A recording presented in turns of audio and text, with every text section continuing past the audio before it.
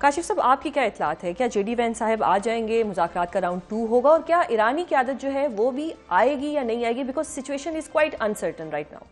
अच्छा देखिए, ये सिचुएशन जो सी है वो अनसर्टन नहीं थी। जिस वक्त फील्ड मार्शल साहब 3 दिन का दौरा करके आए, ईरानियन रजीम ने अपनाए हुर्मस खोल दी, उसके जवाब में ट्रंप साहब ने शुक्रिया कहा, लेकिन उन्होंने अपनी नाकाबंदी खत्म नहीं की। एग्जैक्टली। अब वो अपनी नाकाबंदी खत्म क्यों नहीं करना चाहते? उनको ये गुस्सा है कि ईरान के खिलाफ जो जंग उन्होंने शुरू की उसमें नेटो के ममालिक जो हैं वो उनका साथ नहीं दे रहे थे, यूरोपियन ममालिक उनको डिफेंड नहीं कर रहे थे। अब वो नाकाबंदी से नुकसान उन ऑयल के इंपोर्टर्स कंट्रीज को है, जिसमें यूरोप भी है, सब कॉन्टिनेंट भी है, जापान भी है। एक तो ये मामला था।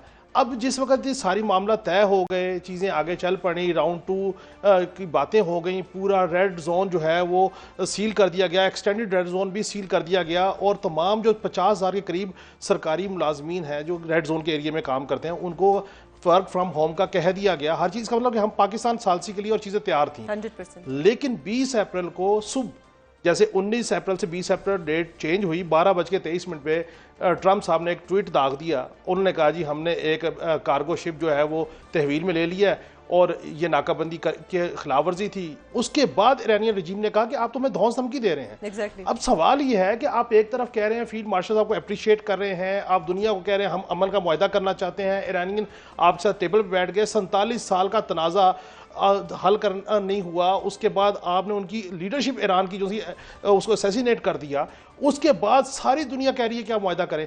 आप जब सो के उठते हैं आप एक जो है वो ट्वीट कर देते हैं और उसके बाद ईरानियन जो से हैं वो देखते हैं कि ये हमारे साथ हो क्या रहा है। तो उन्होंने सालिस के तौर पे पाकिस्तान को बताया कि आपने वायलेशन की अपनी टॉक्स की। जब अपनाए हुर्मस खुल गई थी तो नाकाबंदी भी खत्म होनी चाहिए थी। उसके बाद आज दोपहर को जब फील्ड मार्शल साहब की टेलीफोनिक गुफ्तगू हुई है, रॉयटर्स ने रिपोर्ट की है वो, उसमें उन्होंने कहा कि आपके और ईरान के मुआहदे में हर्डल जो है वो नाकाबंदी है। अब ट्रंप साहब जो है वो इस बात पे कंसिस्ट है कि जी आप मुआहदा साइन करें तो हम नाकाबंदी खत्म कर देंगे, नंबर 1। नंबर 2 उनका कहना यह है कि अगर डील नहीं होती, एग्रीमेंट साइन नहीं होता, देखिए सीज फायर है 21 अप्रैल तक, 21 अप्रैल तक सीज फायर है और एग्रीमेंट साइन होने की डेट है। अगर नहीं होता तो उसके बाद उन्होंने कहा जी हम शायद सीज फायर की डेट को एक्सटेंड ना करें। ये एक और नया थ्रेट उन्होंने शुरू कर दिया। सो मैं समझता हूं कि इतने बड़े तनाज़े को जिसमें आधी दुनिया स्टेक पे लगी हुई है और आप इस तनाज़े को हल करना चाहते हैं, अपनी अमेरिकन कौम को खुशखबरी देना चाहते हैं, उसको ईज आउट करना चाहते हैं, तो फिर आपको चाहिए कि भाई आप थोड़ा सा ट्विटर पे हाथ हल्का रख लें। जो आपने वो सोशल मीडिया का जो भी उनका ट्रूथ का सोशल नेटवर्क है उसको हाथ हल्का रख लें, आप मीडिया के सामने अपीयरेंस कम कर दें। अब खुद ट्रंप साहब कह रहे हैं कि जेडी वैंस जाएंगे और कल तक मुआहदा हो जाएगा, और उसके बाद ये भी उनकी ख्वाहिश है कि मुआहदा होने के बाद वो ईरानियन रजीम से मिलना चाहेंगे। भाई वो आपसे क्यों मिलेंगे? आपका बिहेवियर जो है वो ऐसा है ही नहीं कि आप एक बड़े कंट्री को कर रहे हैं। अब आप ये भी सफाइयां दे रहे हैं कि इसराइल ने उनको नहीं उकसाया ईरान की जंग में कि ईरान के ऊपर अटैक करने के हवाले से। ट्रंप का अपना ही गेम था ना, सारा किया धरा आपका था। अब कभी आप अपने दामाद को, कुशनर को बुरे इल्जाम ठहराते हैं, कभी आप विटकॉफ को बुरे इल्जाम ठहराते हैं, कभी आप अपने जर्नैल जो हैं वो सैक कर देते हैं, कभी आप कहते हैं कि हमें मुआहदे की तरफ जाना चाहिए, कभी आप कहते हैं कि ईरानियन कौम बड़ी अच्छी है, बड़ा दिफा किया। अच्छा, अब कोई एक कोई पॉलिसी नहीं है, उसकी एक वजह है। उसकी वजह यह कि मिड टर्म इलेक्शन है 3 नवंबर को, वहां पे वो बहुत बड़ा प्रेशर है इनके ऊपर।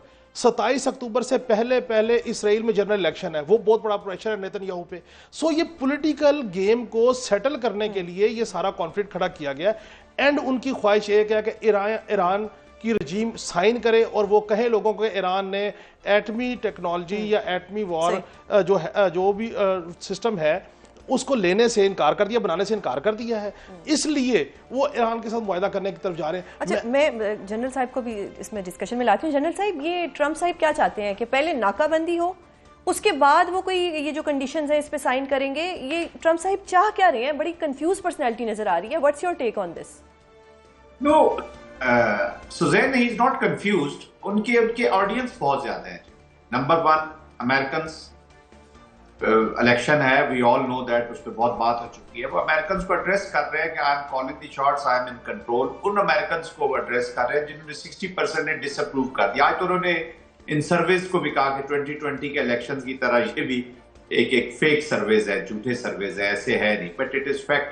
People are not happy. हमने खुद न्यूयॉर्क की सड़कों पे फंड पीपल नॉट बॉम्ब्स के शर्टें पहने हुए लोगों को देखा है और दे आर अगेंस्ट इट। वो प्रिटर्ब्ड है कि हमारे जो डॉलर्स हमारे ऊपर मेगा का जो प्रोजेक्ट था उस पर हमारे ऊपर लगने थे और आप इस वॉर में लगा रहे हैं। That to war for Israel. सबको अमेरिकन को पता है, first time American strategic thought में भी और नीचे भी अवाम के अंदर भी एक थॉट ने जन्म लिया है कि ये जो इजराइल है ये स्ट्रेटेजिक पार्टनर है, स्ट्रेटेजिक लायबिलिटी है, नंबर वन। नंबर टू, एक यूनिलैटरल एक पावर है जी एज ऑफ नाउ। गो के transitional period to the multipolarity शुरू हो गया है, लेकिन वो पूरी दुनिया को बता रही है कि यार मैं जो चीज कर रहा हूँ, I am in control, I am in charge, I am the boss. तो वो उनको भी दिखाने के लिए कि मैं देखे अपनी टर्म्स एंड कंडीशंस के ऊपर एक मैं टोटल बातचीत भी कर रहा हूं और ये ऐसा नहीं है कि हम दोनों एक ही जगह पे खड़े, क्योंकि over a period of time जो कमेंट्री इंटरनेशनल भी हो रही है और स्ट्रेटेजिक माइंड भी बोल रहा है और एनालिस्ट भी बोल रहे हैं, सब दुनिया बोल रही है, वो अगर ईरान को पलड़ा ऊपर नहीं है तो कम से कम इसके बराबर रख रहे हैं। और ऑफकोर्स हॉर्मज़ का जो स्ट्रेटेजिक चोकिंग की है उस स्ट्रेटेजिकली ईरान को काफी बैलेंस ला के खड़ा कर दिया। अगर ऊपर नहीं भी है तो बैलेंस जरूर है। बट हैविंग सेड दैट, दोनों पीस चाहते हैं नेगोशिएशंस के जरिए इस वॉर से। जनरल साहब, इस वक्त तो ईरान ने बड़ी एक क्लियर कह दिया है कि पहले नाकाबंदी खत्म करें फिर हम मुज़ाकरात में आएंगे, तो डू यू थिंक कि वो ये मनवा लेंगे अपनी बात? सुज़ैन, ये जब टेबल पे चीजें आ जाती है तो ये चीजें होती रहती है। This is not a new phenomenon. And sir फिलहाल तो बहुत कंफ्यूजन है कि क्या वो टेबल पे आएंगे भी या नहीं आएंगे, क्योंकि अब सुबह से यही हो रहा है, कल से बल्कि, कि हम टीवी पे कुछ सुनते हैं, थोड़ी देर बाद कोई न्यूज़ चैनल कुछ और कह देता है। मैं इंटरनेशनल मीडिया की बात कर रही हूँ, तो बहुत अनसर्टन सिचुएशन है, यानी कि कुछ भी अभी समझ नहीं आ रहा कि कल क्या होने जा रहा है। देखिए, इस वक्त स्ट्रेटेजिक पैरिटी और थोड़ी सी ईरान के हक में है मौजूदा table. Scenario one, let's say कि एस्केलेशन दोबारा शुरू हो जाती है for a small period of time, 4 days, 5 days, 1 week, उसके बाद का टेबल पे नई एनवायरनमेंट सेट करेगी। ये नहीं हो सकता कि अभी इसी डायलॉग और इसी देखिए ना, वॉर से पहले there was no Hormuz, try to understand. Hormuz तो नहीं था। आज हॉर्मज़ सबसे ज्यादा डिस्कस हो रहा है और न्यूक्लियर उसके बाद डिस्कस हो रहा है। Exactly. कि पहले हॉर्मज़ खुलेगा तो फिर हम न्यूक्लियर पे जाएंगे, पहले न्यूक्लियर ही न्यूक्लियर। तो अभी प्रेसिडेंट ट्रंप तो कह देते हैं कि मेरा न्यूक्लियर का इशू है। नहीं, आपका न्यूक्लियर का इशू नहीं, आप हॉर्मज़ बंद करके, आप ब्लॉकेट करके, आप न सिर्फ ईरान को बल्कि आप चाइना को भी मैसेजिंग कर रहे हैं, चाइना को भी indirectly. That's why the president of the China scrambled immediately, और उन्होंने बयान दागा है आज, आपने देख लिया होगा। ट्रू, जी जी बिल्कुल। That why they are, because they are squeezed, they are being squeezed. तो आप बहुत सारे काम करना चाह रहे हैं, ईरान को भी, और इन दोनों ने इस नतीजे पर तो ये पहुंच चुके हैं कि जो मिलिट्री एप्लीकेशन थी, जो एस्केलेशन थी, दैट हैज, उसने एंड गेम नहीं दी, उसने चेकमेट नहीं दिया। That's why it has transcended to the dialogue. तो करेंगे, dialogue process is intact. They are lucky कि पाकिस्तान इज द मीडिएटर, इसके अंदर मेडिएशन कर रहा है, और पाकिस्तान इसको न सिर्फ प्रोसेस को एस्टेब्लिश किया पाकिस्तान ने, पाकिस्तान इसको प्रोटेक्ट भी कर रहा है और आगे भी लेकर चल रहा है। फॉर दैट मैटर कोई और कंट्री होती तो अभी तक तो वो कहती कि यार बड़ा मुश्किल है, दोनों बहुत फार अपार्ट। इतनी दूरी 47 years की नजदीक लाए। आई एम वेरी कॉन्फिडेंट कि इंशाल्लाह ये प्रोसेस में चला जाएगा। डील होती है या नहीं होती वो बात की बात है, लेकिन इस वक्त दोनों एक्सट्रीम्स हमें नहीं करनी चाहिए। ये भी नहीं कहना चाहिए कि डील डन है और कंप्लीट होगी, और ये भी नहीं कहना चाहिए कि डायलॉग कोलैप्स हो रहा है। Process is intact, evolving situation है, moving forward in a right direction. ये चीजें ओवरकम हो जाएंगी।